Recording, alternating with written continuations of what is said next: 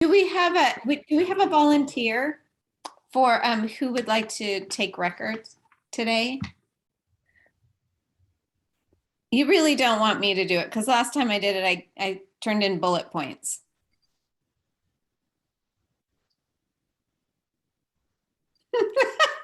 Kathy's just shaking her head. No, she says.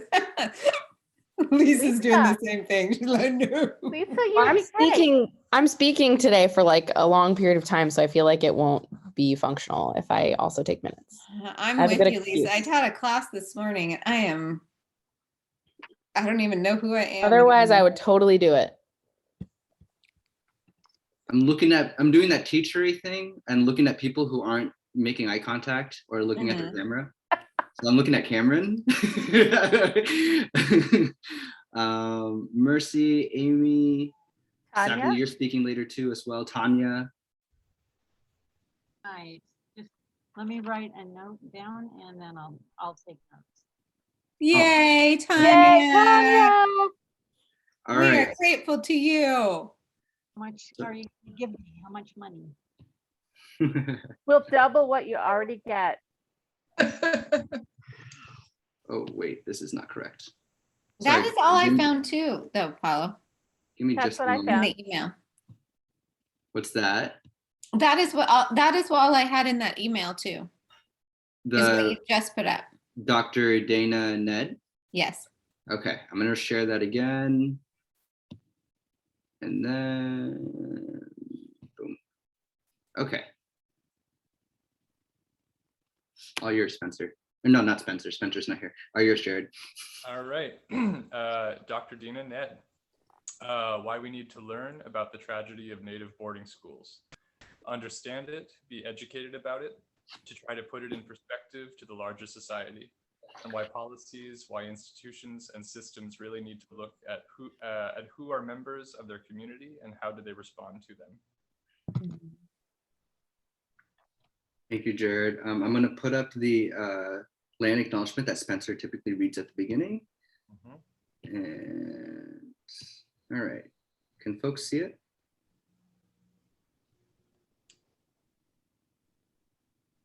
Yes. All right. Can everybody see? Great. The Portland metro area, including Beaverton, rests on traditional village sites of the Kalapuya, Multnomah, Wasco, Cowlitz, Calumet, Clackamas, bands of Chinook, Tualatin, Malala, and many other tribes who made their homes along the Columbia River and its tributaries. We recognize the systemic policies of genocide, relocation, and assimilation that still impact many Indigenous and Native American families today. We thank the descendants of these tribes for being the original stewards and protectors of these lands for thousands of years.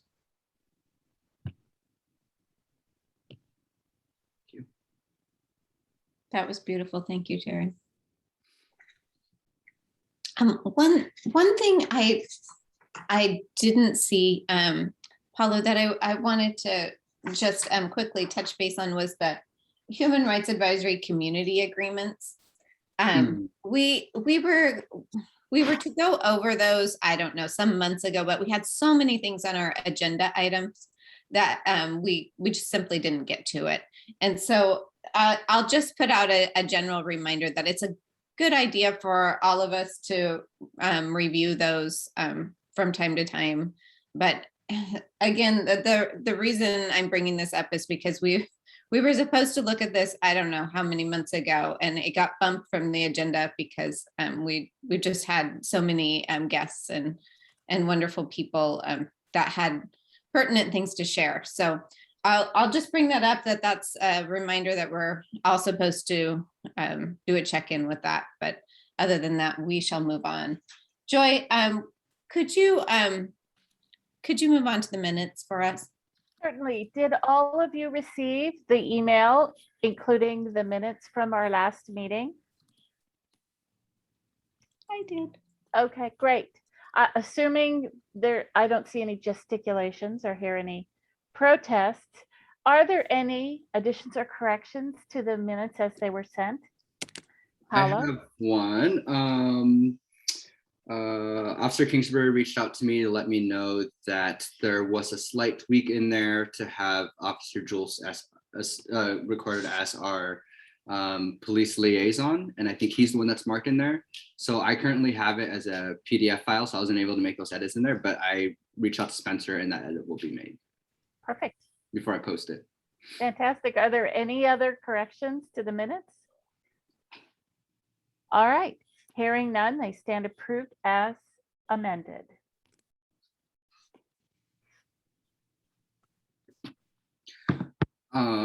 Thank you, Joy. It doesn't look like we have folks joining us today for public participation, so we could go ahead and skip that piece. And I know in about 5-ish minutes here, Jenny Haruyama, who's the new city manager, is going to be joining us. She really wants to meet you all. So I think we could go ahead and maybe we'll start some liaison updates until Jenny jumps in. And so let me just make sure Jenny's not here and I'm not just talking over. Okay, cool. So before Jenny gets here, can I go ahead and turn it over to Amy? How's the start of school? Definitely. Before I start, I just want to note that my Wi-Fi has been like really spotty today. So if I just freeze all of a sudden, like that's why. But yeah, so start of school and everything, I can touch on that a little bit more. But for last month's MYAB meeting, that was pretty successful. We met outside at Schiffler Park, and we were able to begin like our brainstorming this year and start with that. We're forming our subcommittees. There has been a lot of, I'm just pulling up our notes here. There was a lot of various issues and interests that the board had, including like health equity, youth engagement, mental health, equal opportunities and equity in education, and everything there. So I think that we have a lot to work with and we're super excited for this year. In terms of school starting, you can stop me at any time because I don't want to ramble on, but it has been a little bit interesting in terms of high school and the way that things are structured in terms of the safety component. Most of my classes are pretty crowded, passing time, you know, we're shoulder to shoulder in the hallways. So that can be a little nerve-wracking and concerning. But I think, you know, my teachers I know that they're trying their best. I'm singing outside in my choir and, you know, all of my classes are just trying to adhere as best possible with all of our capacity in the school. So yeah, that's how things are going in general. I'm happy to take specific questions, but that's just an overview.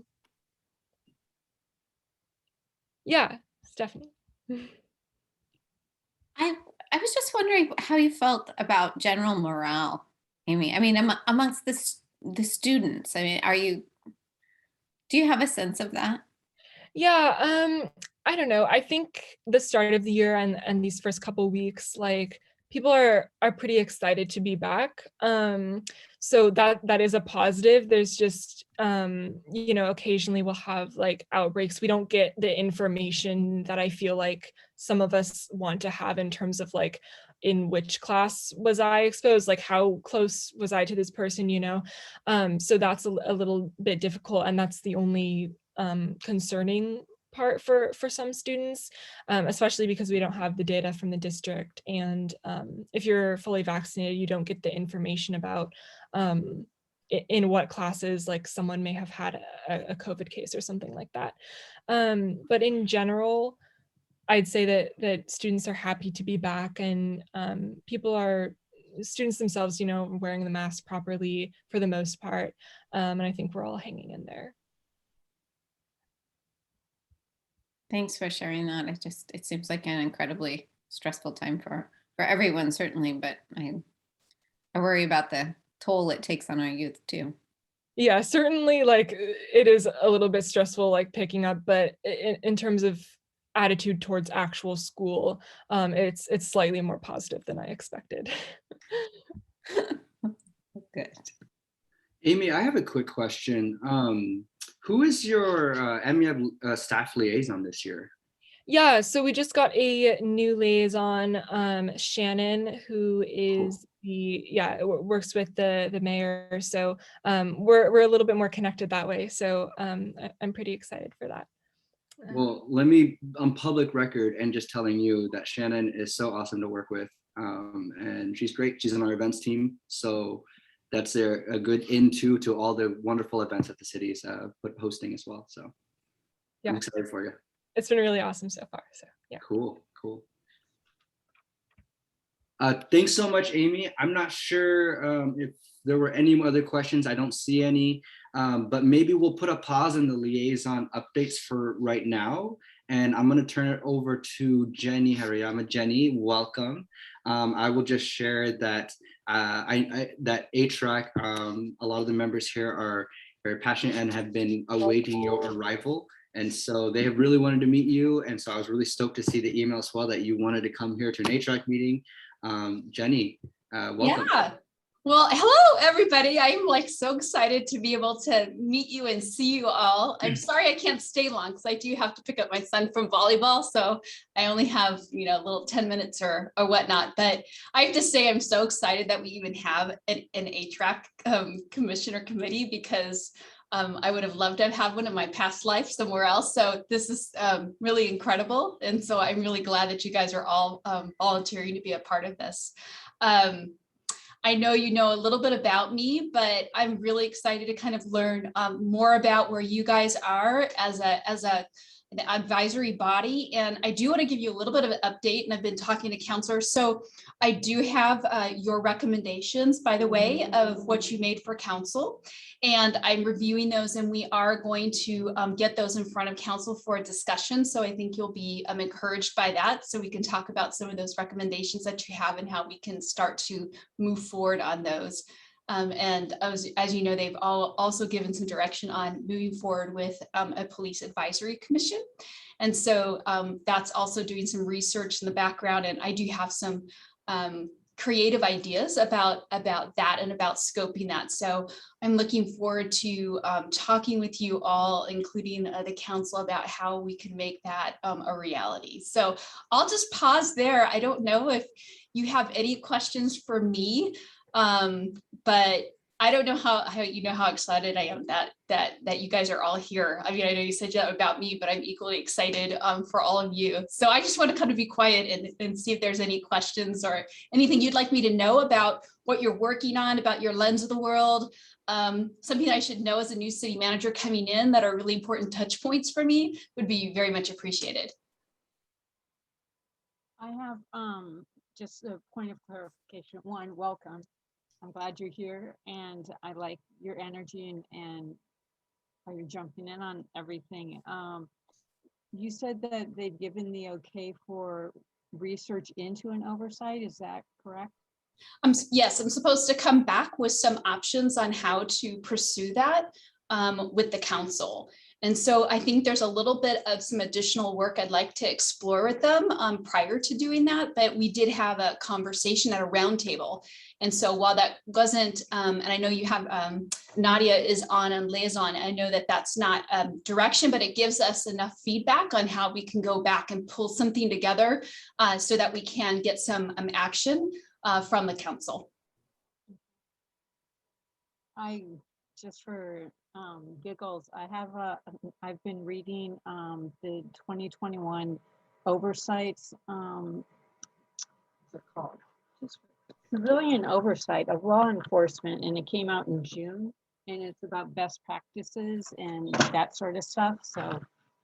So you are leaning towards, and I want to be careful that I don't get out ahead of my skis because I've been talking with individuals, and Nadia's on my list next, but that's kind of a direction that I'd like to explore first, and have had some really positive comments with the chief as well of doing something very similar where there'd be a comprehensive review to kind of further inform what we want to do. But I think we're thinking some of the same things. thank you. I think Joy's next. I want to say thank you for coming, Jenny. It's such a delight to finally see your smiling face in person. How awesome. And I wanted to let you know that, as well as Tanya, our Spencer has been doing extensive research and reading about police oversight within the civilian communities, not from inside the police department. So anyway, so you have already some team people who would Perfect. love to work with you. That's great. And I think I have coffee scheduled with Spencer too. So even better. Fabulous. And you're welcome anytime. Please come all Oh, the time. great. Thank Yeah. you. I appreciate that. Hi, Denny. I think I'm next. Denny, I'm Stephanie Simonci. I'm the chair of HRAC this year, and we are really truly elated to have you here and to meet you. We've just heard so many lovely things about you and have been eager for your arrival.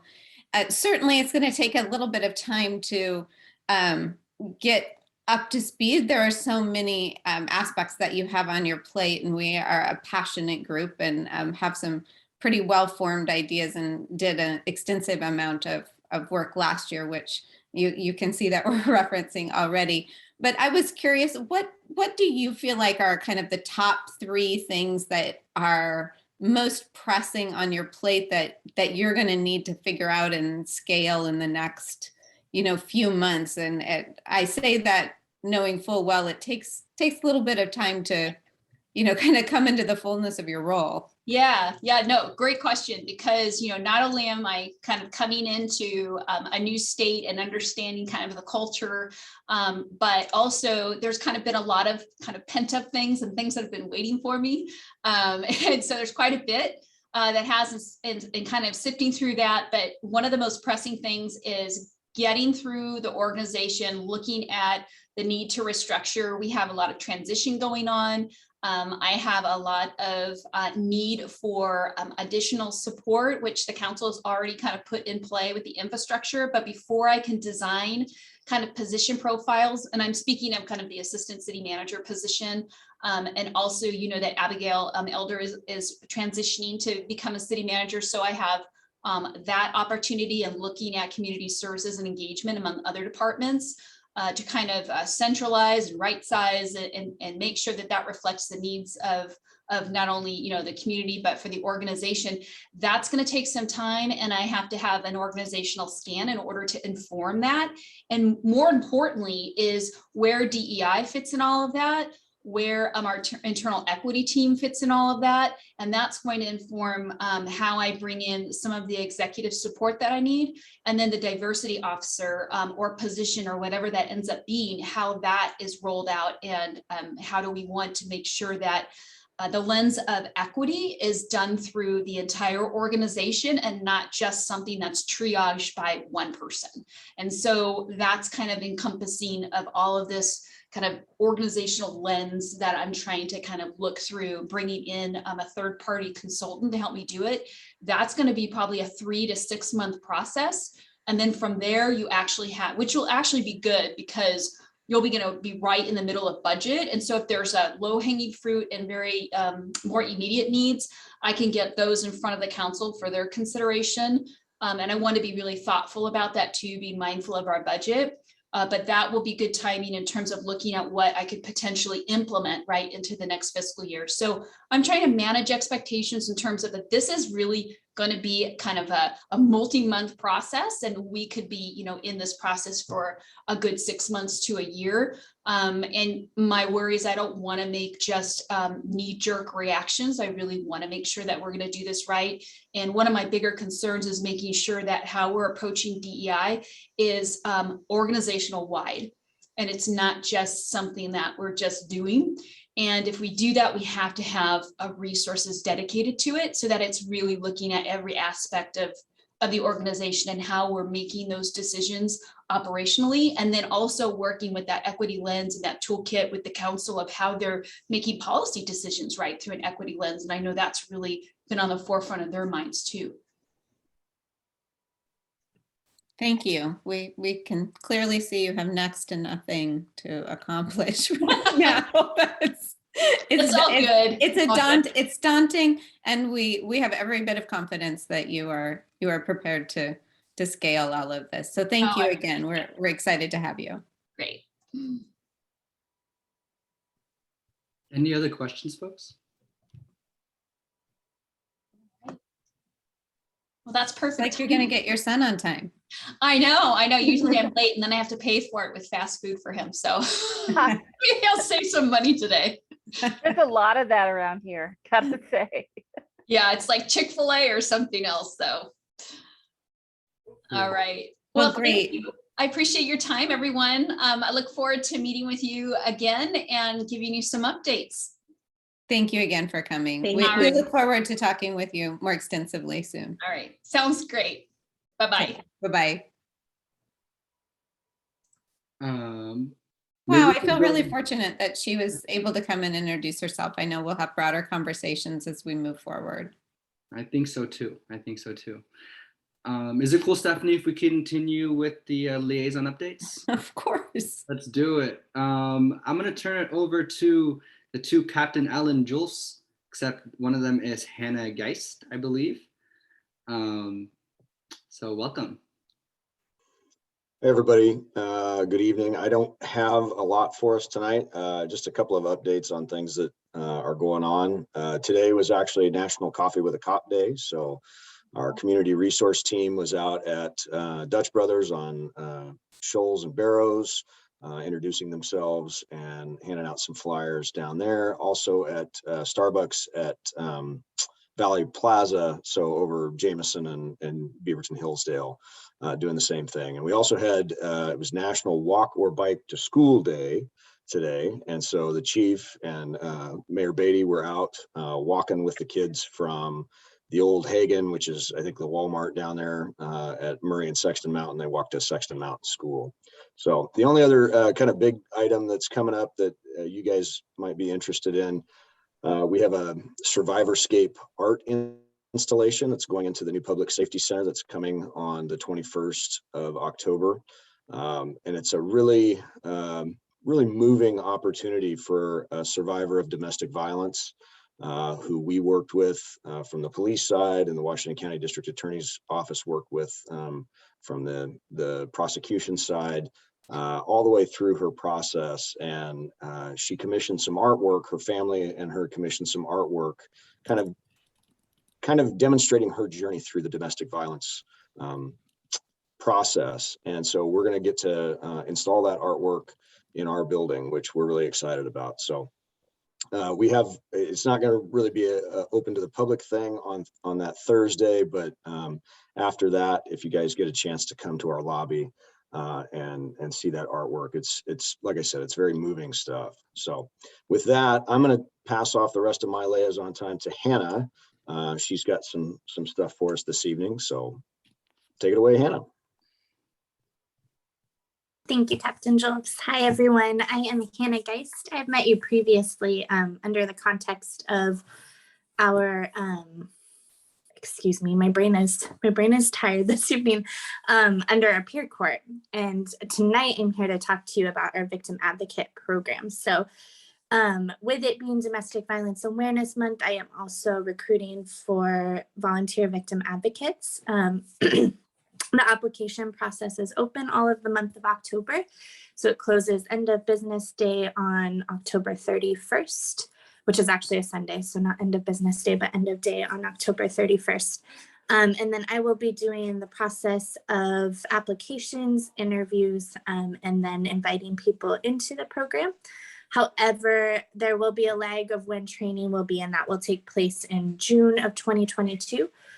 Just a couple of reasons there for understanding kind of the progression of COVID. We're hopeful that by that time we'll know whether we can bring volunteers back into our building and into the fold. And then I'll also be out on maternity leave. So we've got a couple of things planned for in there, but hopeful that we can bring a full team back in June. So I have an email crafted to send out to Paolo to give to all of you guys if you're interested in that, and can give to others who may be interested as well. But I'm happy to answer any questions tonight as well.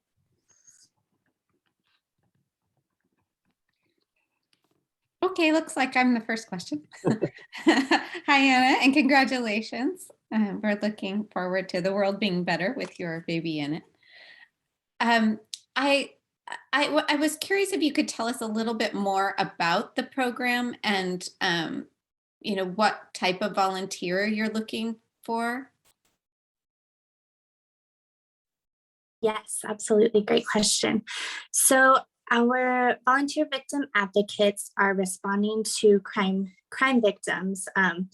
It's several different crime victims, everything excluding sexual assault, since we have the Sexual Assault Resource Center in our city as well as county. We do not respond directly to those, but we primarily deal with domestic violence cases. And what that looks like is, as an on-call advocate, you'll be called out by a patrol officer who is responding to a domestic violence call. And all of our advocates are trained. We do a 40+ hour academy for them, training on trauma, domestic violence, interpersonal violence, any resources that we have, as well as emotional support. So it's a kind of holistic training to understand what it takes to support someone in the moment of a conflict, as well as incident. And so our advocates are expected to take up to 2 shifts per month. So that's right now we've changed our schedule to be 24-hour shifts to help kind of bridge a little bit of that gap of having too big of a team that wasn't getting called out, but also so that our officers can build relationships with our advocates. And so our full team is going to look like 17 people. Right now I'm recruiting for 9 of those spots to be open. And then I'm so sorry, Stephanie, if I'm not answering all of your questions, but let me know here if I missed any of them. And then everyone will be ready to go on the road, hopefully by July is what we're hoping for. So does a volunteer need to have a particular set of qualifications to apply, or what kind of is the premise of the type of individual you're looking for? Sure. I'm sorry, I missed that question. No, there are no qualifications other than the age of 21. And so we asked for that age due to being in the house where there may be alcohol present and stuff like that. We want to make sure that legally we're abiding by those rules. But otherwise, we prefer that people be understanding of what trauma is, but we also provide all of that training as well. I would love to find people who are multilingual. Spanish is one of the languages that we find that we need the most, which is very lacking in person in our advocate team. But yes, very cultural as well as language barriers to be broken is what I'm hoping for this round. Hi, Hannah, welcome back. And also congratulations, samesies, maternity leave. I'll start mine like next month soon. So I tried just messaging you directly, but I realized you're using Alan's profile right now, so that didn't work out at all. But I just wanted to let you know, these are the kind of opportunities I'm definitely looking for. I send out all the regular jobs too, to folks who are on the cultural inclusion list. And a lot of folks are bilingual. A lot of folks do come from the minority communities that live in Beaverton.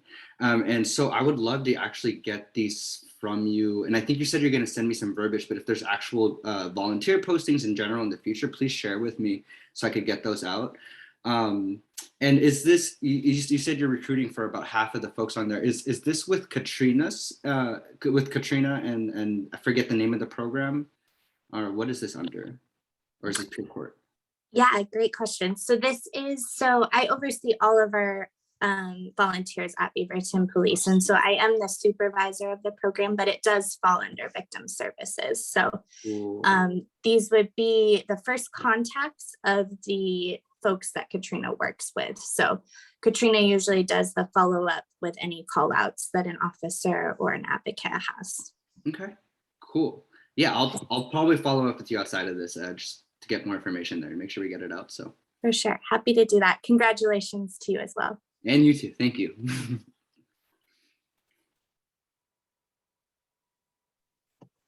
Okay. Anybody have any other questions for Hannah? All right, thanks Hannah for being here, appreciate it. All righty.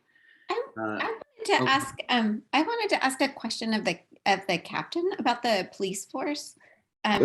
if you're open to that. Sure.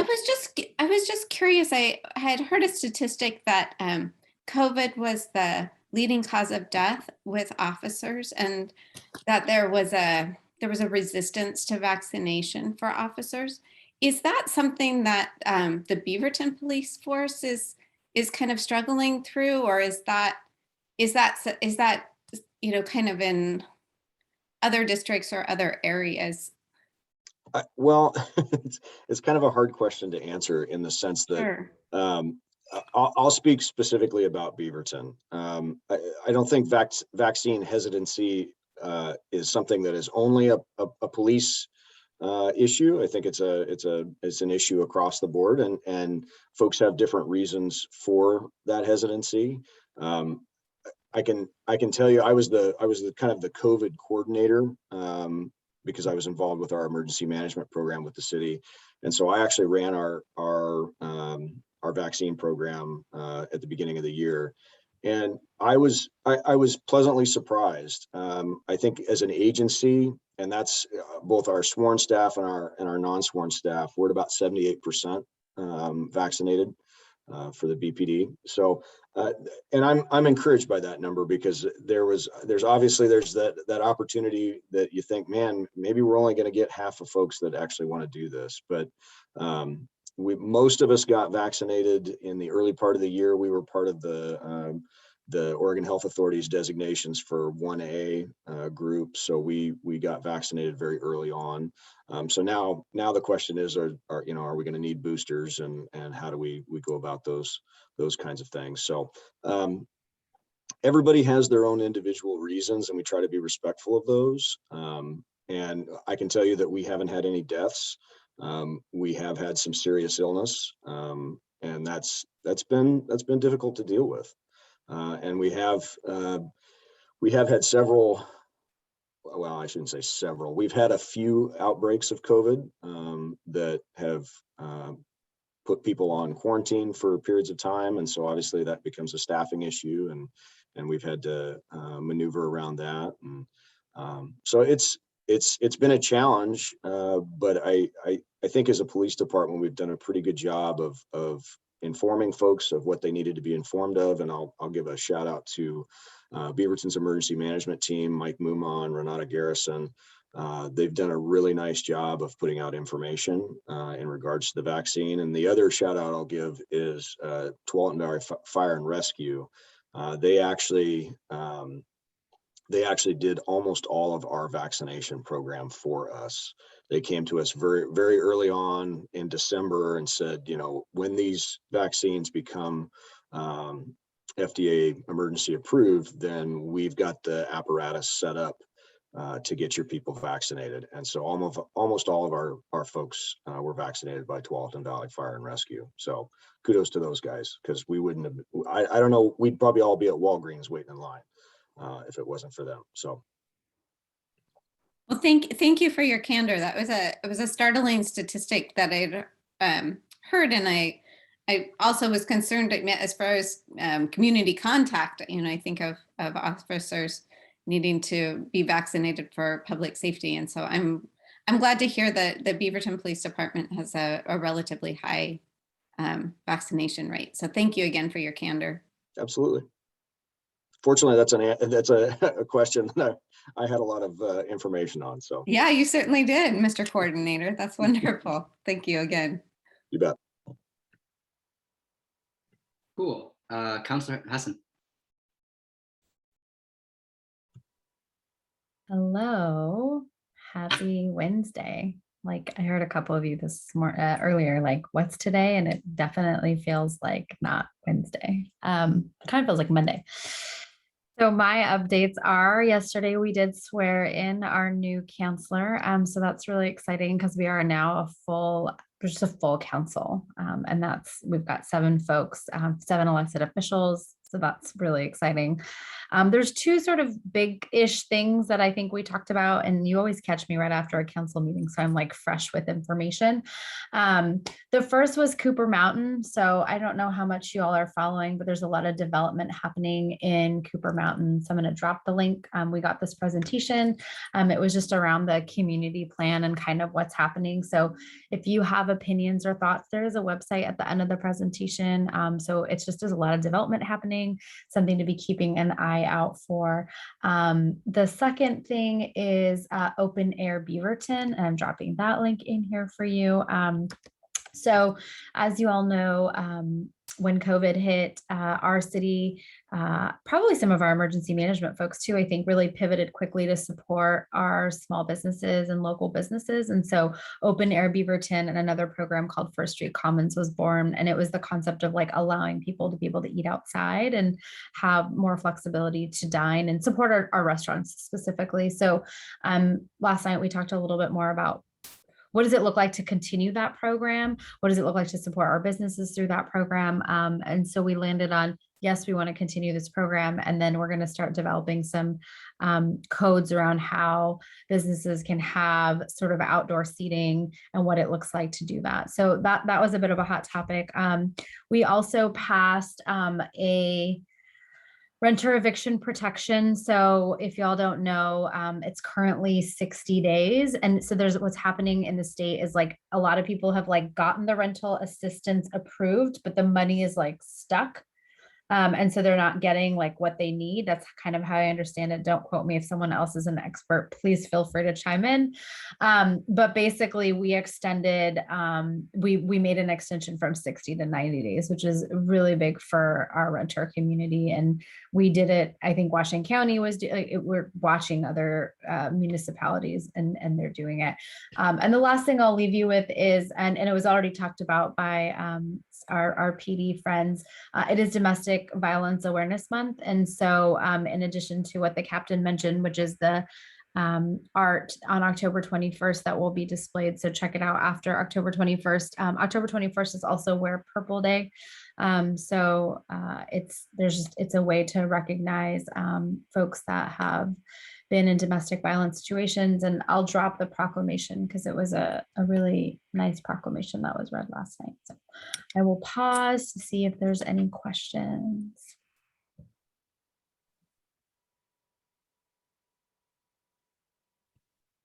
All right. Thank you so much, Councilor.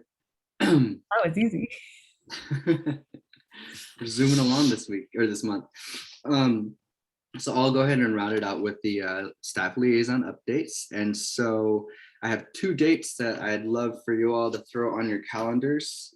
The first one is October 16th. So this is going to be the Beaverton Resource Fair. So the Beaverton City Library is bringing back the popular Family Resource Fair. It's a great place for families to connect with nonprofits that serve them. I'm not sure if any of y'all have been to the the resource fairs we had. I think the last one was 2 years ago now. But I love it personally. There's just so many nonprofits there that many of which I'm familiar with. And then I always find new ones that I've never heard of before that are always doing great work locally. And so that's going to be on October 16th.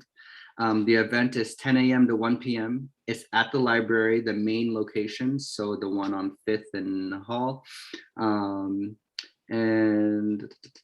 So they're welcoming organizations that provide healthcare and wellness resources, education, as well as recreation, as well as help with housing, food, and energy assistance.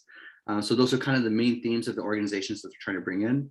It's free, so the whole family is welcome.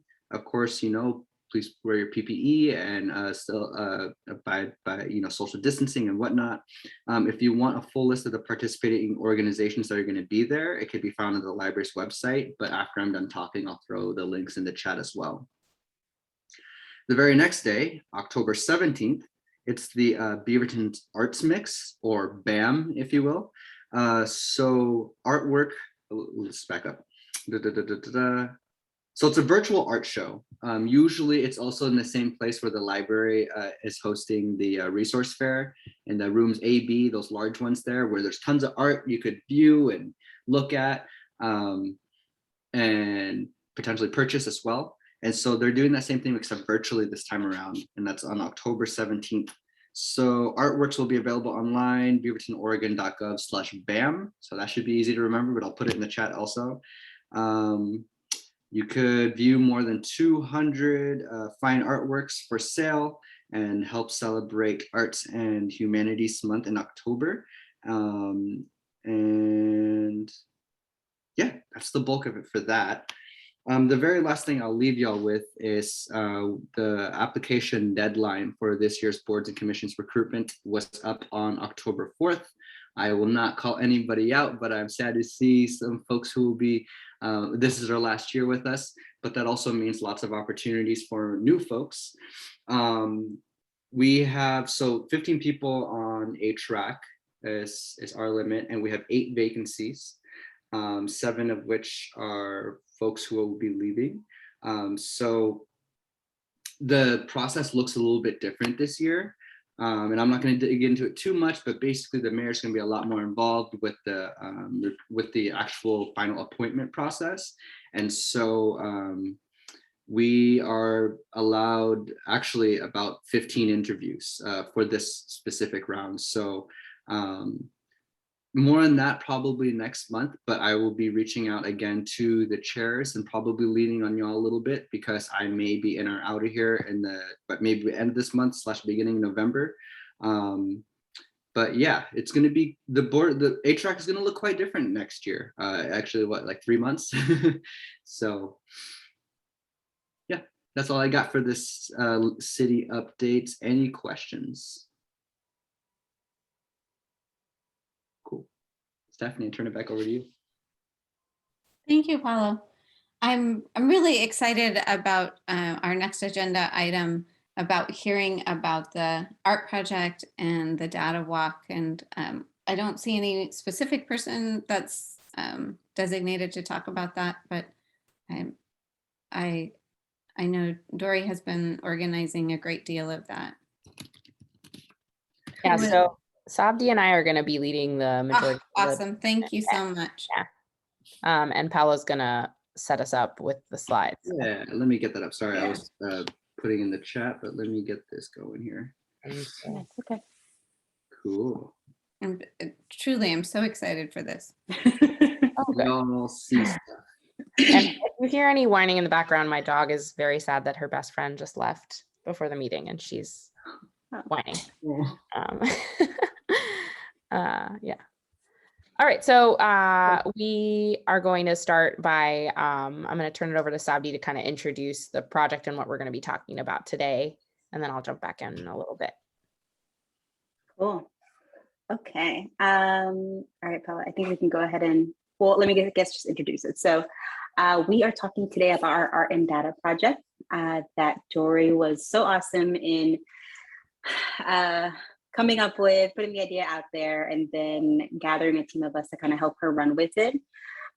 Today, we're going to talk about our intentions first. So the Data and Art Project was an opportunity for us to use art as a way to engage with the community at various events happening around Beaverton and just talk to our community members about what public safety and community safety look like to them. So we spent some time really thinking about what the right questions would be and how we would collect that data, and then what events we wanted to go to. So today, we're going to be presenting the overview on the art piece, and then we'll be looking at kind of the responses about what does a safe community for all people look like. And then the last bullet is just deciding on what the next steps will be on the remaining 2 questions that we asked during these events. Okay, next slide, Paolo. Okay, so the artist. So we partnered with a local artist by the name of Susan Sharnquist. She is the one who came up with this brilliant idea that was easy to break down and put back together, fit into people's cars and move from event to event, and that would still be eye-catching at the various places where it popped up. So the whole idea behind my art piece was this concept of the understory. So for those that aren't familiar, the understory is basically in a forest. It's all of like the small trees and shrubs and plants that are kind of hidden underneath. And the inspiration was that these stories about what community safety looks like, that's our understory. So it's not just the top line policies about what makes Beaverton safe, but the actual thoughts and feelings of our residents when it came to this topic. So it was just a nice way for us to have a beautiful and an engaging art piece at our table while we tried to reel people in to answer these questions. So next slide, please. All right, and so this is a photo of the understory. There's a shot of Kathy and I there. And basically, as we collected responses at the various events, we would kind of pin them to the front of the art piece to help get more people to come in. And so the events that we went to, we were at the farmers market, we went to the Chinese cultural exhibition, the North Macedonian movie showing at the Beaverton Main Library, and the Fiji Food Cartel. And as far as us getting there, you know, the art piece itself, that was engaging. And when people would walk by, you know, they would kind of stop and look and, you know, want to get more information. But honestly, I thought it was a little bit difficult at first to get people to really open up about community safety. One of the things we talked about when we were discussing the questions was making sure that we gathered demographic information without names so that no one felt that their responses could somehow be tied back to them. You know, there's obviously some hesitation with that. And once we got the first couple of cards, I felt that it was a lot easier to get more people to kind of come in and engage. So overall, at least at the events that I attended, I was very happy about the number of people that came and spoke to us. And that is the basic background. So now we'll head into the data. So the cards, I should have put a picture of the cards, but the cards gathered a bunch of demographic data and then asked 3 different questions. And we're actually just going to focus on one of the questions tonight because I just felt it was a lot to review. But first, we'll kind of look at who answered the question. So there was a total of 47 answers, I believe, but some of them left certain parts blank. This is a view of the different age groups. So you can see less than 18, 18 to 24, 25 to 34, 35 to 30 to 44, etc. So it's mostly people between 25 and 54. So not as many folks who are older and folks who are younger, which is sort of interesting. You can go to the next slide. And then here's ethnicity demographic. And I did go very briefly on worldpopulationreview.com to look at what the demographics generally in Beaverton are to compare to what we got in our poll. But according to that website, which I don't know how accurate it is, Beaverton is 74% white, and we had only 41% white. So we, I think, had a more diverse group of responses than representative of Beaverton, which I think is a positive. The way we broke down ethnicity is a little different from the way it was broken down on that website. So it's kind of hard to shake it out further from there. But if you look closely, we got 4% African American, and then the 17 and 13 are Asian and Asian American. And then there's also a bunch of folks who identified as multiracial. And then you can see kind of in the middle, there was a cluster of 2, 7, 2, and 6%, which were multiracial / Latino, Latinx. And then 2% Native Hawaiian Pacific Islander. So mostly I would say white and Asian American or Asian was the highest percentages there. You can go to the next slide. And then you can see gender. We did get more women than men, and then some folks who identified as non-binary or chose not to answer. You can go to the next slide. This just shows you the different neighborhoods. So it seems like a lot of folks weren't sure what neighborhood they came from, which I thought was really interesting. And I kind of reflected on that too and was like, do I really know what I would have chosen? And I don't think I would. So maybe that was a learning point that folks generally probably identify as like Beaverton, and they don't really, not everyone identifies as a certain neighborhood. So you can go to the next slide. So we got a lot of responses, and the question, gosh, I should say the question exactly. Give me 1 second. The question is, what does a safe community for all people look like? That was asked on the card, and folks provided a wide variety of responses. And if you want to see those responses, they are actually available And, I'm just going to read you one of them and then kind of tell you how I broke it down into themes. I do have a little bit of experience with qualitative data analysis. And what you do is you take somebody's statement and then you try to find a theme in their statement or two themes. And you highlight that theme and then you look for themes that are similar between the different responses. So like, for example, somebody wrote, a place where everyone is respected, has homes, has resources to live without fear. A place where people are allies and assume the best in others and act in the best interest of everyone. So under that one, the theme is respect, assume best in others, and then maybe having general resources. So you can see I kind of broke it down into these different themes. So then once I broke it down into themes, you can see, for example, if you look under the category of working together and respect, there's assume best in others, respect, tolerance, openness, help each other, caring for others, peace, positivity, communication, and more community events. And then I lumped those all together into working together and respect. So this is kind of how you do qualitative analysis. Now, I did not do this officially. Typically, you'd have somebody run like all the different words in a computer program. The computer program can put together your themes for you, but I just kind of did it Lisa style just to get us some information. So super open to other folks taking a look at that and making their own assessments of what folks wrote. But I think I got a pretty fair assessment here. And I just do want to say we had like 47 responses and some folks did put more than one thing. So they listed a couple different thoughts, which is why there's a total of 61 responses that I recorded. So you can see the majority ended up in like safety, less crime, and less homelessness. And I'll give you an example of one of those if I look quickly. So feeling comfortable running around town without feeling in danger. Children can play outside in neighborhood. So that's an example. Or a safe community is a community with low crime rates.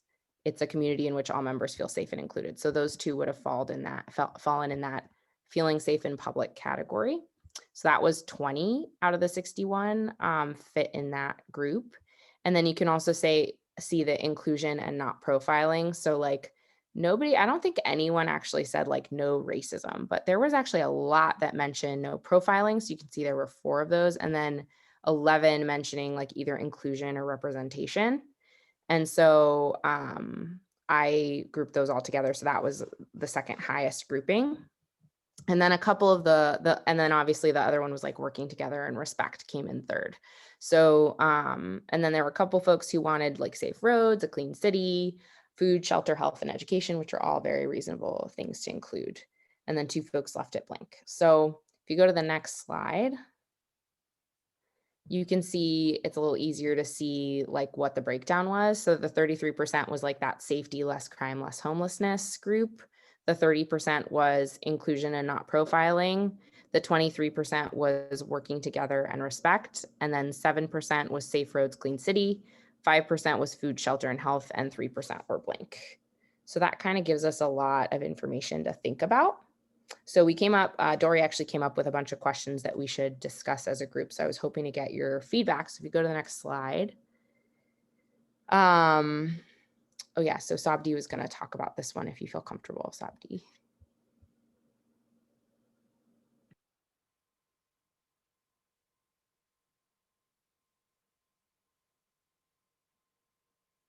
You're on mute there. I don't know if you're talking.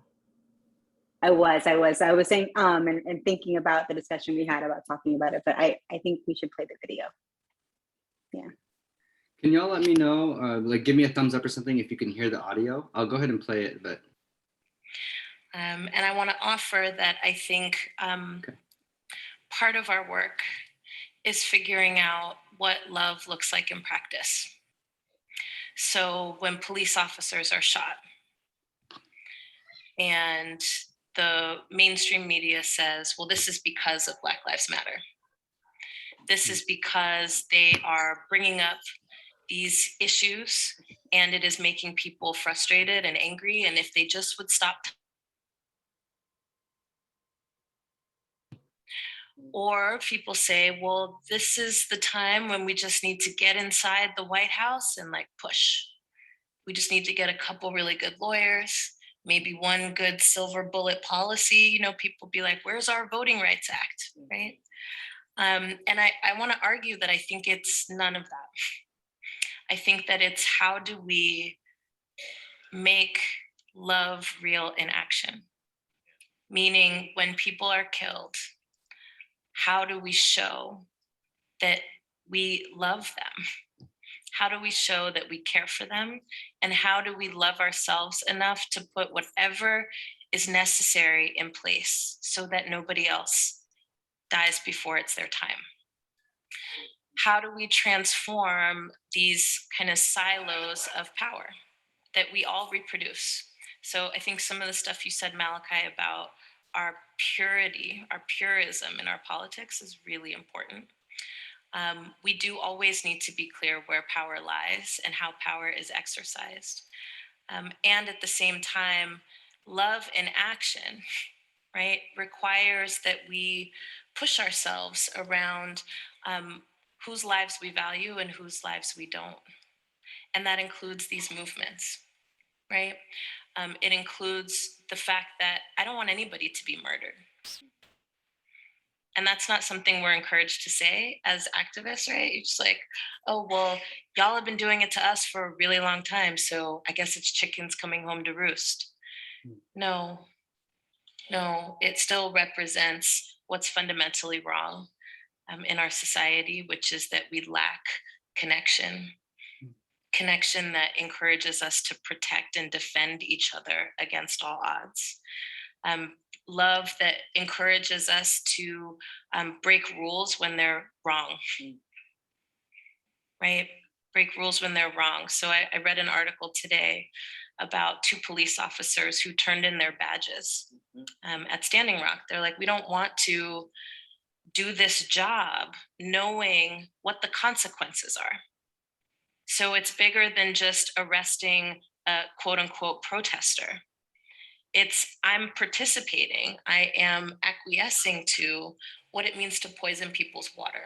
I know what these folks are here doing, and I'm not going to be a part of what's blocking them from saving all of us. Excellent.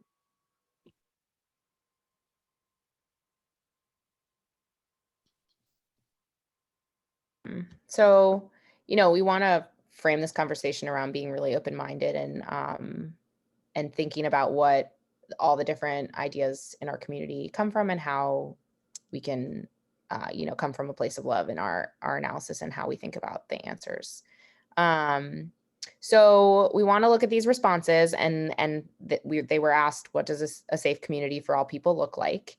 And you can see all the responses there on the Padlet, which I think was sent around. And then we want to think about the patterns that we see, which I kind of already displayed for y'all, and then kind of review. So if you go to the next slide, Paolo. So what did we see in the information collected? Like, does anyone want to kind of review? That's one of our questions. So I want you to just think about that question for a minute. And can you go to the next slide? And then how do we want to share the responses with the community? And really, we're going to focus on question 1, just because that was what we had time to focus on today. Can you go to the next slide? And then here again is a summary of what we talked about. So like, what story does this tell us? How do we want to share this information? How do we want to review the rest of the information? Did people like the way that I analyzed the data? Do people feel like we should think about this in a different way? Like, I wanted to open it up to the group and see how folks felt about how the project was done and what we're seeing. If I could jump in real quick. Yeah. One, thank you so much, Lisa and Savdi, Dori, Tanya, Jared, Kathy. Thank you all so much for your work in doing this. You collected a lot of responses, and this is great. And it was also cool seeing many of you. It was like for me, sometimes the first time or the first time since the pandemic. Just for clarity, the idea here is that in the next meeting, November, I believe that there would be a more robust outreach to the public to attend the November 8-track meeting so that this data could be presented to them as well. And so, yeah, I just wanted to make sure that that was clear to folks. Thank you. Yeah. So how do we want to present this to our community?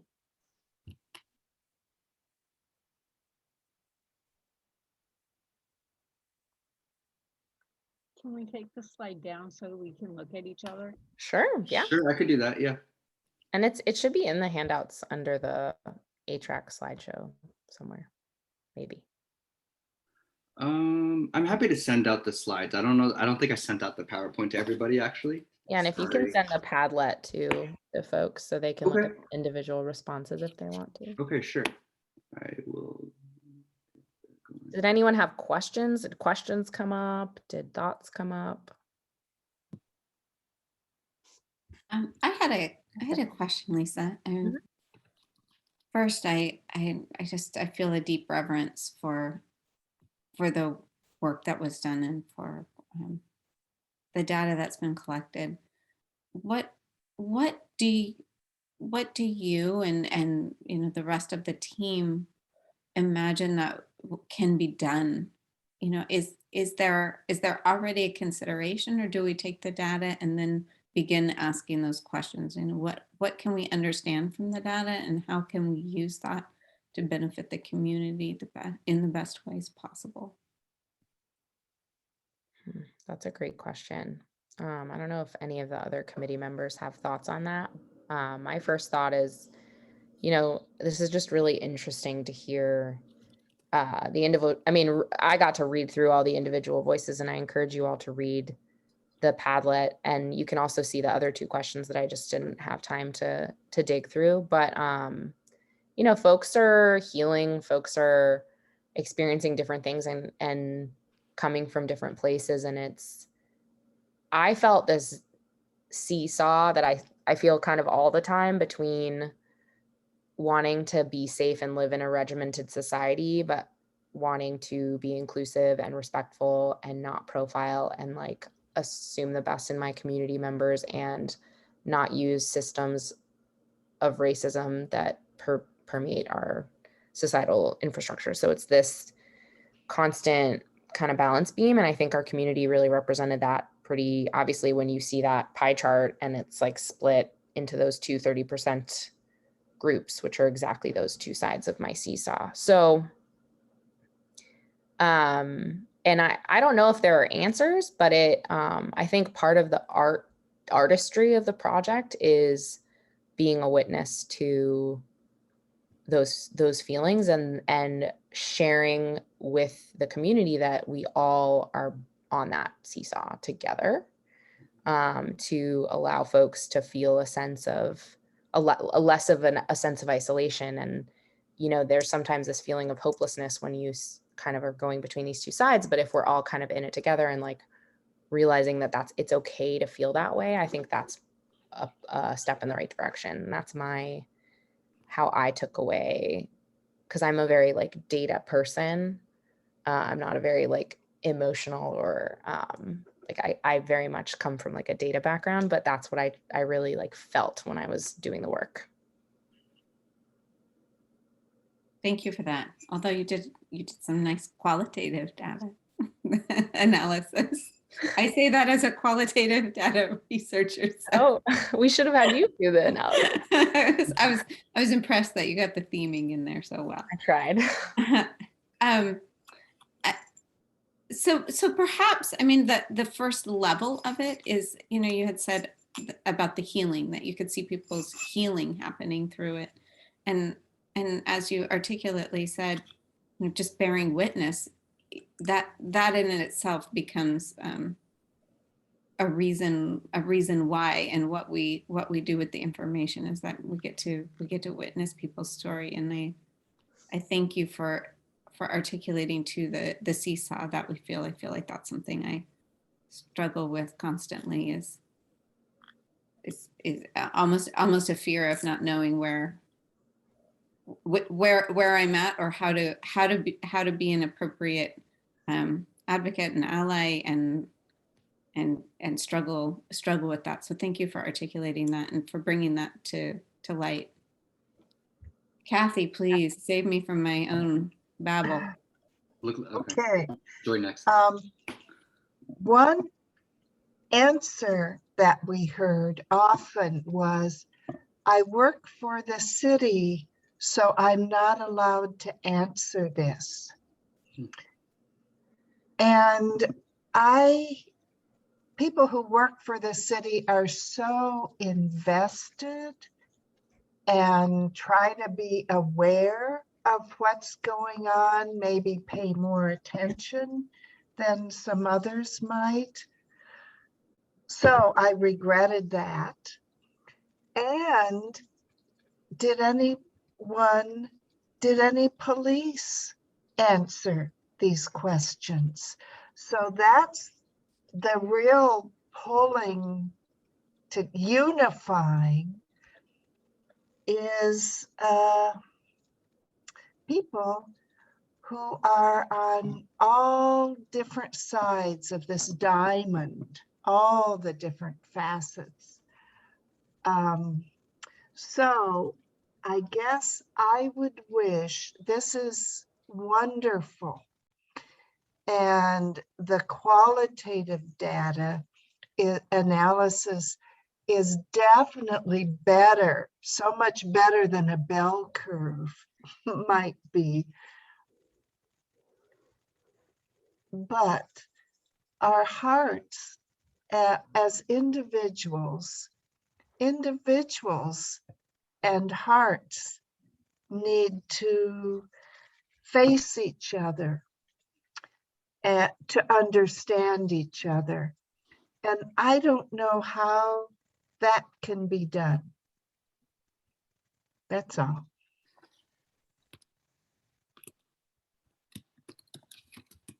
Yeah, Joy, you want to go ahead? Sure, can you hear me now? Okay, am I unmuted? Mm-hmm. Okay, great. So I wanted to say how awesome this was. I know that it's my personal belief in my professional life when I was working for 911 that when someone feels heard is the most powerful thing of all. It's the best medicine, it's magic. And so I applaud the group on that. Wonderful questions. My question is, I did observe that 3 of the locations, the library, the farmer's market, and BG's Food Cartel are all in central Beaverton. Is there a plan to go to other neighborhoods and or other events through the remainder of the year with the fall events coming up? Maybe, I don't know, taco trucks in a Hispanic neighborhood or near a school or something? Is there a plan? Dori, do you want to address that question?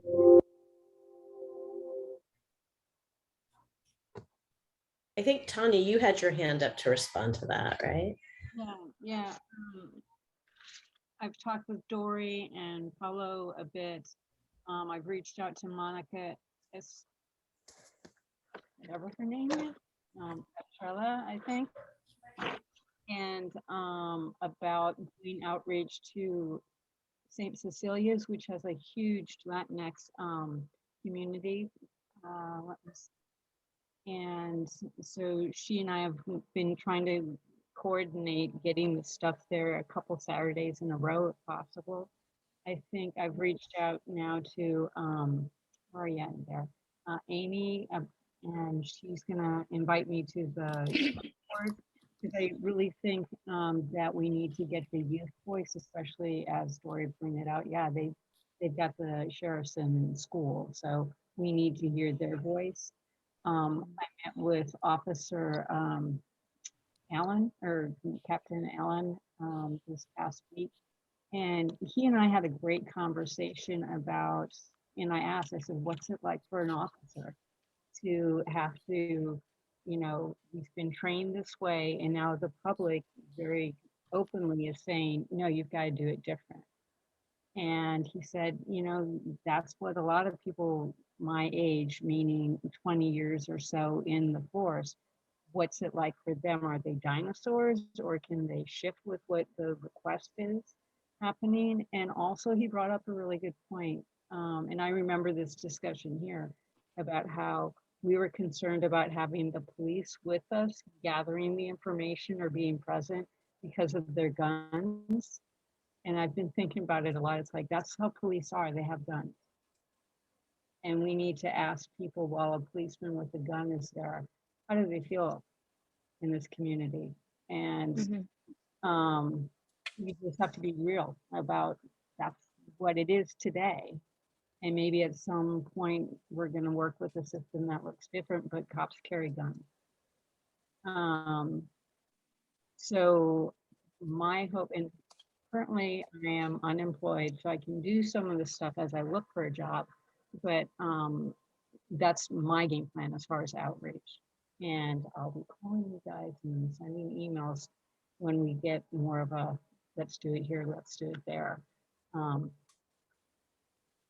kind of thing. Because I think if we could set it up or do something in the schools, I don't know what we can do there, but I think if we can identify mosques, different maybe meetings in the community where we could go and present or something, and that we keep doing this throughout, you know. And there are going to be it may be on Zoom, but there may be people just meeting face to face with masks on too, where we could go and maybe give a blurb and stand there and hand out cards. Now I'm just kind of mouthing. That's awesome. And yeah, that came up a lot in conversations as a group of like, how are we the most inclusive? And I think that comes back to the question of, is this a project where we hear people and then we take just their pure quotes and submit them to the city and the police department? Or do we want to run a similar analysis when we're done? I think that's a big question and that should be answered. And I think there are pros and cons to both sides. Does anyone have any thoughts or feelings on that? Sabri, did you have something? Yes, I did. So first off, thank you, Lisa, for putting all the data together in the very beautiful graphs. I thought just coming off of reading the graphs and thinking about the conversations that were had with people, I feel like it syncs up really well. If we were in non-COVID times and we're actually able to meet up, I would love to see, you know, this data walk concept like expanded out, you know, with those direct blurbs like from the community members, because the handwritten cards were so impactful. And I think it just needs to be seen. And rolling back a little bit to thinking about where this goes next, you know, BPD wasn't at the events, at least the events that I were at, the two that I attended, BPD was not there. And I don't think, I can't see how we would like continue without them seeing this information and looking at the data the way that we have and listening to that video. I have a toddler in the background, and listening to that video, they need to be a part of that. And as we continue to expand beyond the 4 events that we did, I agree that they need to be looped in as well. We definitely had more events because I was in charge of finding the events to present that. We had more events in the calendar, but things were canceled because of weather issues. A lot of programming was pulled to online only because of COVID. And so I think we did a great job with the responses that we were able to get in the few weeks that we did it. But I would love to see this expanded through November and December as well. So. Mercy? Hi, thank you. Thanks to everyone who worked on this project. Yeah, I'm now a very good data collector, so I was very impressed to see all the whole work that you guys did. But I was listening to Kathy and she said that there were many people that could not respond to the questions because they're working with the city or they are government workers. And even now that hearing that the police department has not really answered any of the questions too. So I was just thinking that we could take the beautiful work and the results and share with these people. Since they don't want to be part of it, how can we get it to them to understand what you already saw out there and how people are responding to the questions. So that was just what I wanted to talk about, sharing our result with them so they can understand what's going on or what people are saying. Thank you. I just wanted to share too, I think one of the questions came up about accessing individual neighborhoods. And so I was looking at that recently. There's y'all are from, I think y'all touch about almost every neighborhood that we have. And so that is an option too. The word of mouth and just speaking to a neighbor. I think if everybody, just putting it out there, if everybody talked to 2 of their neighbors, that could help quite a bit. I had something else in my mind.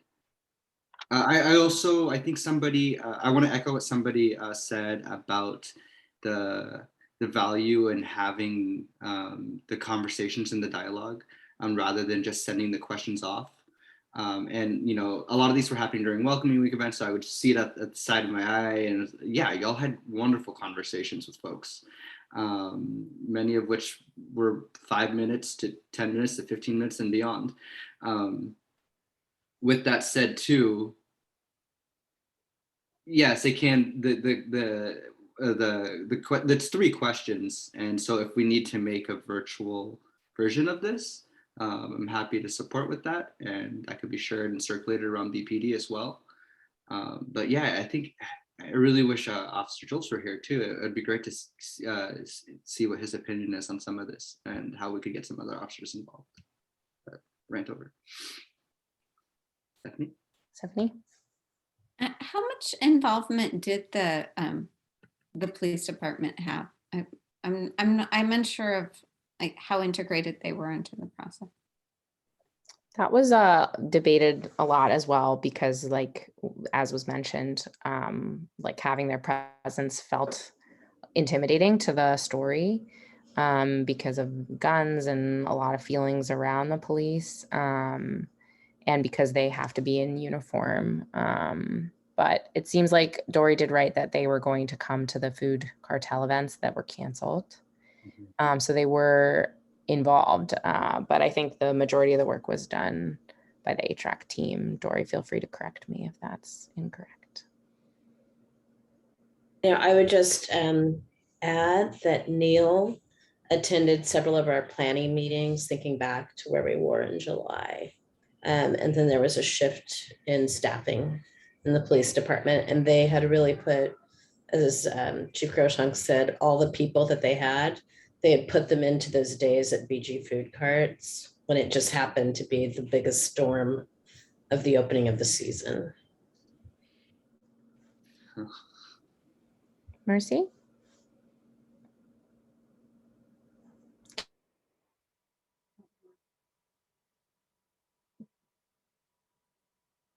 Can't hear you. Muted. Yeah, you're muted. I'm sorry. Sorry. So when we speak of police, you see a person with a whole uniform, right? And the gun make that person too. And that's why I identify them. So like Tonya was saying, if I got her right, that's what police are. Now, what are we going to do, or what are they going to do so that we cannot be afraid of them that way? So that when they're even coming to something casual, like just coming to event like this, it won't, people won't be afraid of them. I guess it's that relationship that we are looking for so that we can be free to go around them in their full gear, because when you say police, that's who they are. They are full gear. We want to be free to be around them. And I think about what's going to happen next, but also I think that should not prevent us from inviting them in their full gear. They just need to create an environment where everybody will be free to be around. I guess that's my request to them. We don't want to be always like, oh, there's an event, there's a police, I don't want to go there. Okay. If we all understand that they are there to protect us, but at the same time, they are there as people that we can relate to. We have that relationship. I don't think we should have the fear of inviting them to event because of their full gear. Thank you.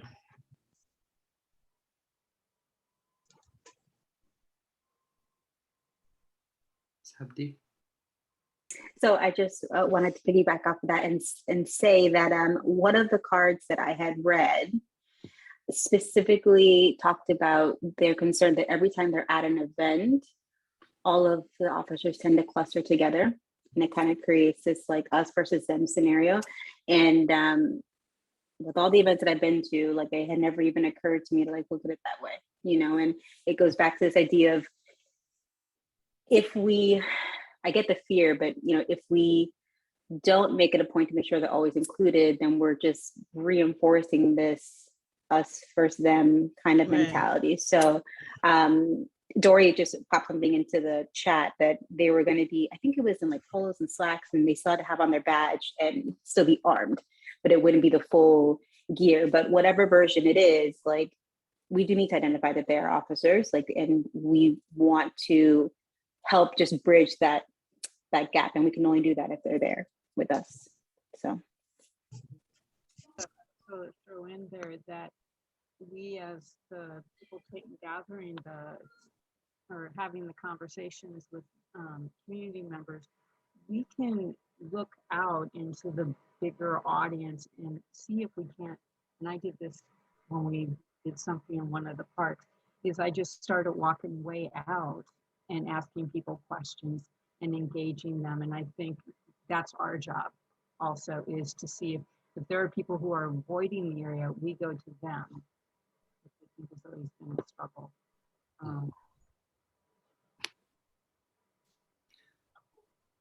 But then I'm like the extreme extrovert in this group, so that's easy for me to do.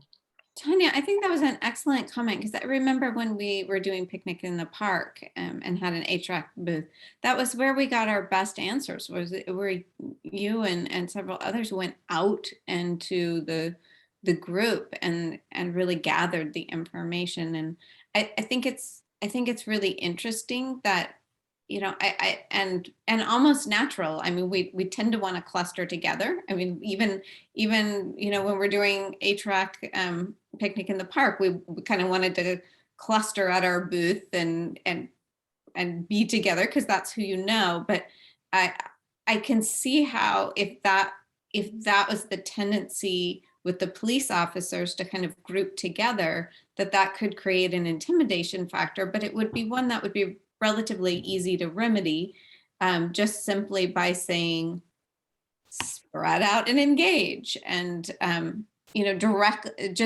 bringing consciousness to that seems like that could begin to. I think that's a really excellent observation, that if police officers are clustering, that could inhibit engagement directly at the site. So I think, again, that consciousness is what's important.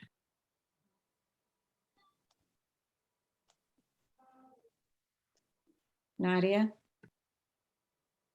I just had this thought of visioning, and I don't know what visioning is doing. My brain has not enough space for all the tabs that are the things, but when I did visioning for THPRD, we would ask, what does the future of parks and rec look like to you, to kids? It was my favorite question. We'd say, what do you want to see? Do you want to see a zoo? What does it look like?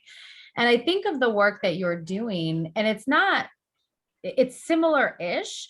And so I wonder if someone would go to the visioning committee, and maybe Paolo will tell me, and find out what work they're doing to engage, and maybe find a way for this to be parallel, where when we're talking with residents about what they see in the future of Beaverton, it's probably the question, is I'm assuming is the question prompt. Can we also add to that question, what does safety look like to you, and actually build a more robust sort of understanding to hear from our community? So I might be talking out of turn. I might be like in the wrong lane, but I feel like when I heard someone say talking to people, it reminded me of visioning and how we engage with people in visioning. And is there a way to have both be together? I don't know what that looks like. And I'll stop because I don't know if I'm in the right lane. That is a good point. Happy to support that if y'all want. I just will note too that the visioning meetings are actually the exact same day and time as HRAC meetings.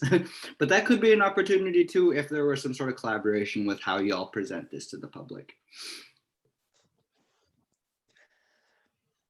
I just want to step in also because I know we are running out of time. But with the art team, I'm wondering if y'all have gathered enough ideas or insight from the group on the actual presentation in November.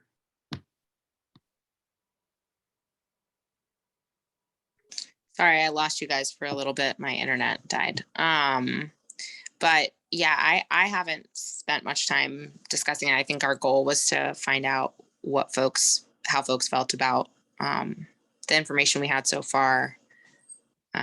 So I don't have a concrete plan myself.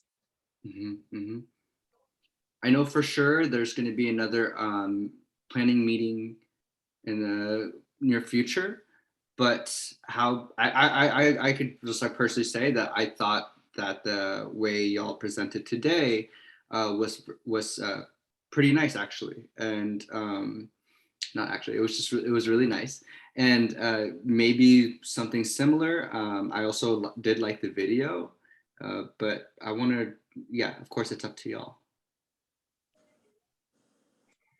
Maybe it's another opportunity for more dialogue to happen and collect more answers, or if there's a specific area you wanted to focus on.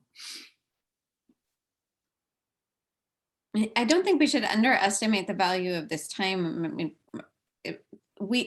I think because we meet on Zoom, we have such little opportunity to have brainstorming kind of moments about where we go next or how we evolve.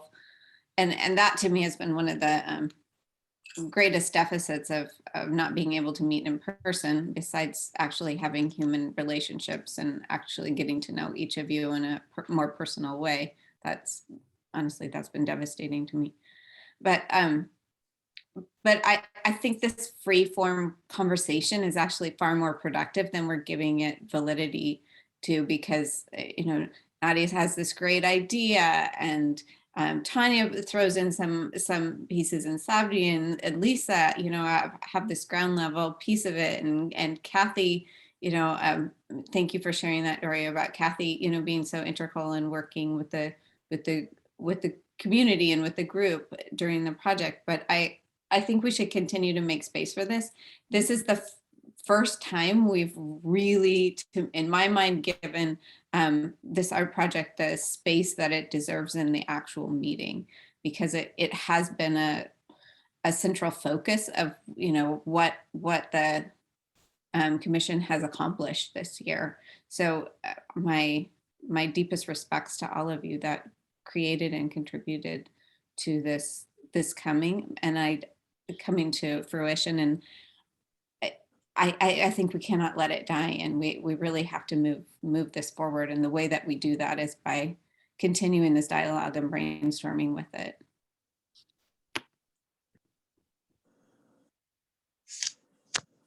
But I know you want us to move forward, Paolo. Oh no, that's not even what I was trying to imply. I know you want me to zip it though. So not at all what I meant, sorry. I don't think so. I think it's completely relevant what you're saying. I would love to see how the numbers shift in different neighborhoods. At least three of the four, we're in Central where I live. And I know I go to the same restaurants and do the same things. I go to the events at the library. So I go to the farmers market. So you're going to get a certain routine for this neighborhood. I would love to see what it is in different neighborhoods and get a larger sample size for the city of Beaverton. What is it over by Nike? There's stuff over there. What is it over? I mean, we're heading into the holiday craft market kind of season, and there hopefully will be more events coming up, and it would be really interesting, I think, personally, because I'm aware I'm biased, you know. I want to see what in other neighborhoods, how this is personally. Agreed. We've really ignited, art project team, you've really ignited a flame that I think is going to be carried forward. Amy, I'm sorry. I think I interrupted you. No, not at all. I just I'd like to apologize because I think I might be misreading this situation, or I'm a little bit confused. But is the plan to finish collecting data and condense that and then present it to the public, or just BPD, or what's the situation there? I think that's up to the group. And part of why we're here today is so again, for me, it comes down to, are we here to listen and hear the community? And or are we collecting data to give to City Council and the BPD to make concrete change? And or do we do the data analysis and make recommendations for concrete change? I think those are all on the table. Okay, yeah, I think I was just going to say, and I was listening previously to the conversation around police officers in their uniform and stuff like that, and I thought maybe having a conversation on Zoom might bypass some of that concerns in the community. So if we were going to plan some sort of community conversation around public safety or something like that, and present the data there, that might be helpful for then more groups to be able to just come online. I don't know if that would be repetitive to the work that's already been done, but I do think that might help, just to have another barrier between police and the community in that way. And as Paolo mentioned, and Dori reminded me in the chat, that in November, the goal / plan is to have BPD and maybe invite the public to also walk through the data similar to what we're doing now, and think about it as a group, with the community in some format. But I feel like it's pretty loose, but I haven't made it to a lot of the meetings because I've been at work and then my apartment flooded. So I've missed some of the conversation. I think it was Tanya and Kathy, and then Councilor Hasan. Amy, thank you for asking the question, because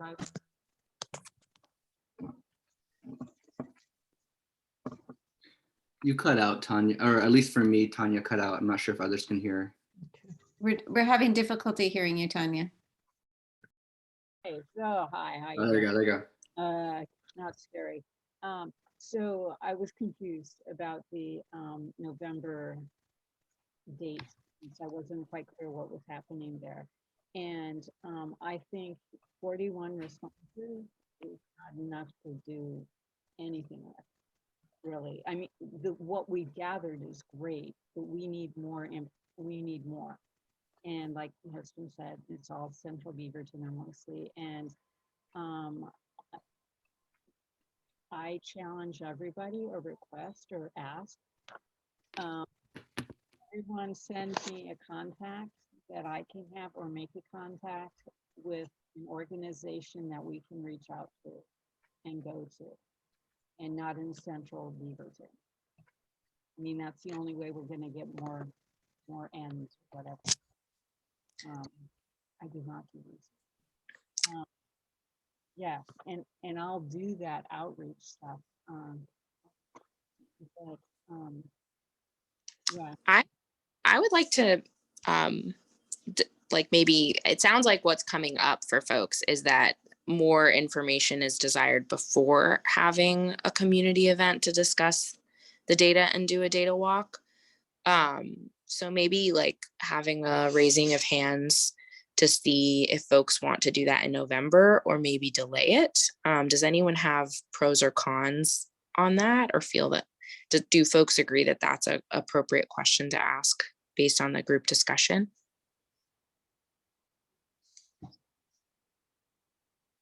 Yeah, I'm seeing heads nodding. Can you clarify your question, please? Maybe I'm making a motion to delay the data community and BPD data walk until Tanya's group can get more data from a more diverse group of Beavertonians. The question on the floor is to wait. Is there any discussion? All in favor for waiting? Opposed? Motion carries. Waiting. So do we have any thoughts on, well, I guess I would also maybe make another motion to revisit this in 2 months. Although one of the things to consider is that we do have turnover. So maybe even considering this in December before we have turnover of the group. And that gives us 2 months to have more events over the holidays, when there are a fair number of events over the holidays that do occur in the variety of communities we're seeking. So is your motion to delay until the December meeting? Yeah, thanks for helping me synthesize that thought. Happy to help. Is there a second? Okay. A motion's been made to wait to conclude until December. Did I get it right? Yeah. Okay. We can run, Discussion? I was thinking we could run a similar this for the December meeting.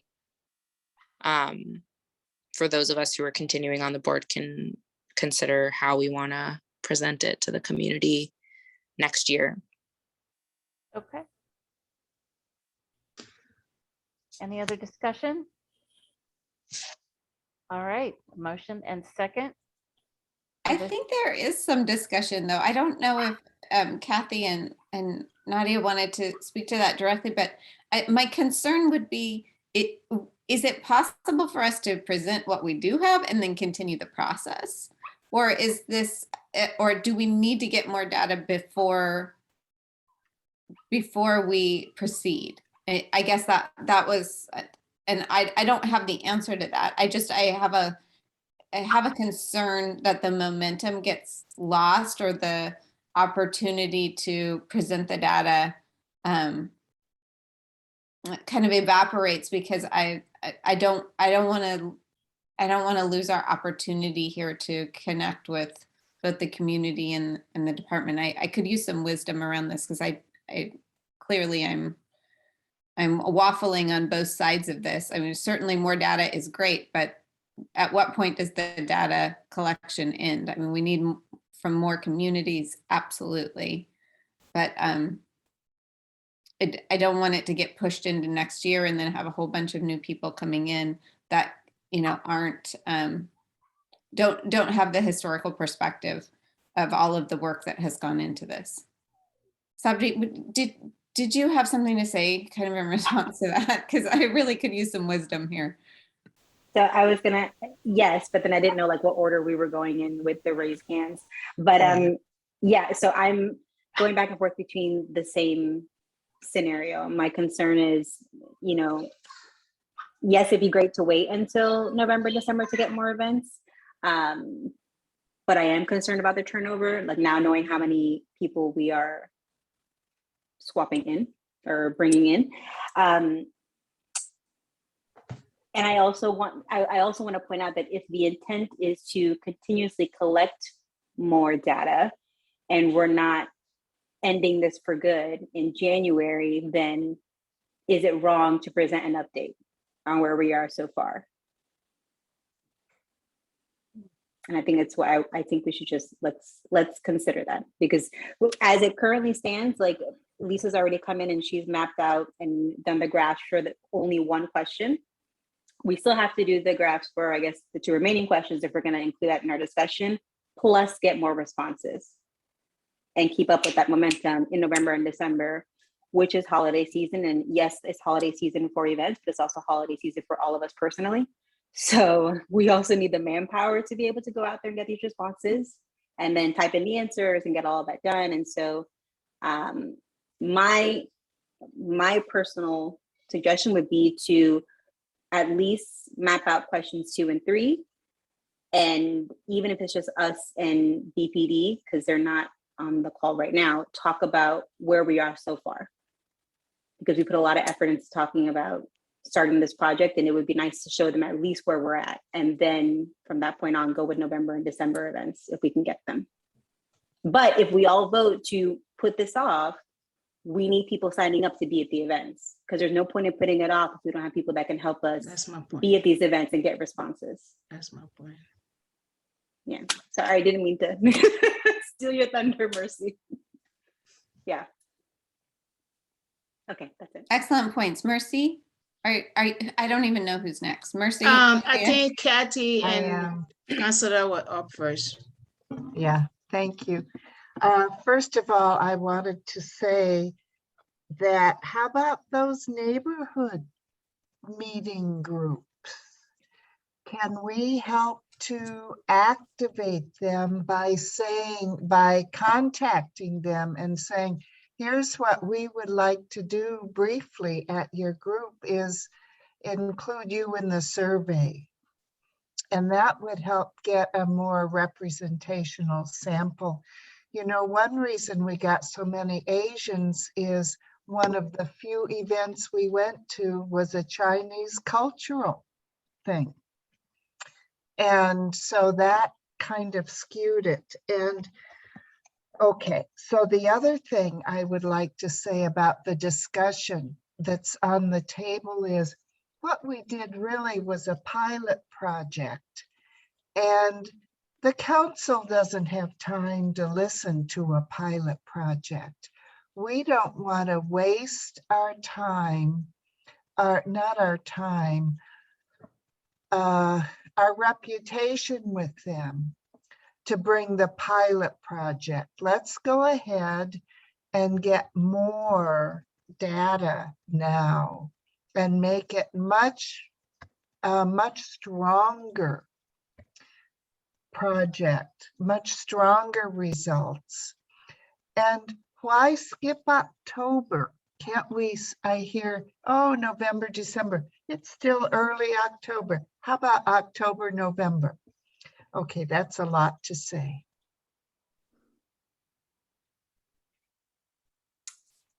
Mine is just really quick in response to Lisa, because I think the question was, you know, preparing data and information for council.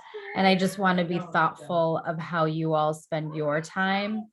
I do believe that Jenny is looking at your recommendations. I think we need to give her time to get working on that. And so as you're thinking about what you want to bring to us, just know that I wouldn't want you to put so much into what you want to bring to us, because we've seen how that's gone so far. And I'll just leave it at that.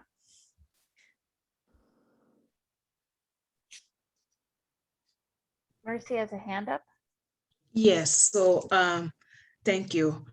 So what I wanted to add, it was in addition to what Saba was saying. Okay, so like I would like to say more, but also I don't have the time to put into what my suggestion is going to be, because if we want to hear from so many people before we come to a concession as to what we really want to do, I was thinking, like Kathy just said, how do we go to many different areas? And yes, you heard the Asian people voice a lot because you went to their event. So if we prioritize going to events, I would say there are a lot of COVID vaccination stations of different varieties of people. We could visit vaccination stations. I have my way in Gresham, so I can say we can go there. Otherwise, I'll be having my vaccination, and we can have the stand to hear that population respond. We want to know everybody. Almost all the population respond to this question. They are good, but I don't think, like the Councilor Hasan just said, it's not for the council either. It's what do we come out with? What are we seeing in this? How can we distribute it to the city in other forms? It's not just giving it to the council, but what are we gonna do with it? As you can see how far the other one has gone so far. So yes, we'd like to hear from voices, different voices. then we can say, yes, we heard from all these people. What you have right now is great and it's perfect, but and that's why we are putting it up so we can hear from other people. But I would say, hey, I'm on top of you. I'm going to look for avenues. I'm going to put the stand up, but my hands are really tired. And that's why I can't even say much here. I'm standing behind you because I can't help you. And I wish I could help though, because I would just take that stand and go everywhere I could to make sure we hear from other people. So. Sabdi, your hands up? Yeah, yes, it is. I'm gonna go ahead, just add to that point. And I don't know, correct me if I'm wrong, but I don't know if we, at any point in the discussion, officially said that we were presenting the council. If we haven't, now that it's being discussed, I wouldn't necessarily make this big presentation for council specifically unless we wanted them to do something with it. The recommendations were given to them because the point was to have them do something with it. This, I mean, you know, there's a reason why, from an emotional understanding standpoint, that we had people write their responses out and leave their thoughts there. We didn't have them check off a list of boxes to then say it's all pure data with no emotion behind it, you know? So for me, if we did talk about presenting it to council, I may have missed it, but I wouldn't have voted for that because they're not supposed to make any policy action off of this, you know? I think, again, from just emotionally understanding the community, it's important for us and it's important to discuss with BPD, right? And I think that it could even be something that we share with city residents, but that's kind of where it would end for me. Thank you, Sabri. I think that's an important point. I was also confused by the idea that we were somehow presenting this to council, but I didn't think that was a part of the, at least the initial understanding. Sabri, you have more insight, I know. And Lisa's had her hand up a while. Yeah, so I'm sorry, Lisa, you and Sabri are on the same. I know, right? Square. Yeah. On the same line. So I'm sorry. I meant Lisa. Oh, that's okay. So I just think that this can also be an and question. So I personally don't have the capacity to go to a lot of events and do a lot more meetings and carry this forward. And I think that a lot of people have a lot of energy about the idea, but don't have the capacity either. So, and Tanya seems really excited about carrying forward. And I also don't want to underestimate the power of listening to folks and representing HREC in the community. And that's a win on its own, even if this doesn't move forward in any way, shape, or form. So I think what I'm hearing, again, I'm a synthesizer, is that Tanya is excited about moving this forward. A lot of folks are really behind that. And I think that has its own energy and purpose. I think that it would be really positive to present this to BPD in November as is planned. And maybe it doesn't need to be a large event, but maybe at least in some capacity presenting, and the committee can decide on that. And then, you know, I think it might be productive just to have a community member who tends to go to city council meetings bring up that we did this, and bring up the very, very simple responses in like a community member presentation in the beginning of the meeting for 2 minutes. So those would be the things that I would think would benefit us as a group and be the most realistic. Based on that comment, the motion on the floor is to extend it to December. So also, the motion was not that specific. So if this was going to extend to December because the subcommittee wants to decide what they want to do, or they want to have more time to collect more data, or whatever they want, it wasn't specific about that, but the motion was about extending to December. So are we ready to vote on that? Okay. No, maybe this is something that we table and then the subcommittee makes a recommendation to us at the next meeting. Would we have the capacity as a subcommittee to meet with BPD on our own, or do we need to agree upon that as a group? I don't know why not. I think you should be able to do that. I mean, you've been doing that as you've been going along. You've been doing that? So. What? You weren't doing that? No, I think that's great. I have every confidence in the subcommittee's ability to make a really thoughtful recommendation, and All right. that's something that we can vote on in the next meeting. We can leave it on the table, and if it's not necessary, it can die on the table. Perfect. Okay. We can do Does that nothing. sound like consensus? Do I? Okay, good, great. I feel really good about that. Summarize, and so the subcommittee will meet to discuss what? Whatever you want and bring it back. And The recommendation for how we should proceed next. Yeah. So our next meeting is Great. November. And if you're ready, you can give a report. If not, we can vote to extend it to December. How about that? I love it. That sounds really And I would great. like, and I really don't think it should Yes. go past December because we have new members, and that's confusing. Yeah. I also think that from a planning standpoint, in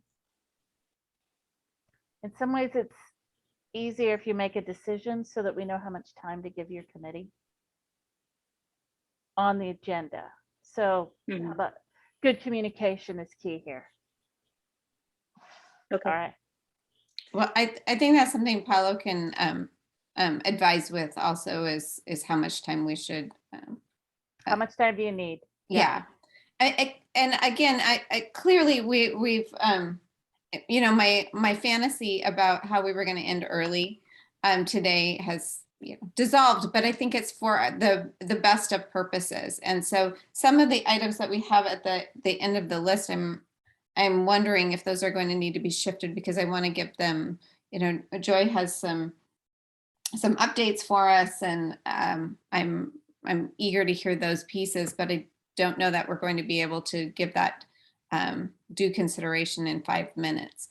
We were texting Sorry, back and Joy. forth. That's We've all. already Is been that how chat- you we've feel too? already took care of it. Yeah. Oh, you did? Oh, Yeah. thank you. It's all good. Thank you for that. I apologize for not keeping us a little bit more on track. However, I do think that you know, this project has been such a central focus, and I'm glad we're giving it the due consideration that it deserves and the attention that it deserves.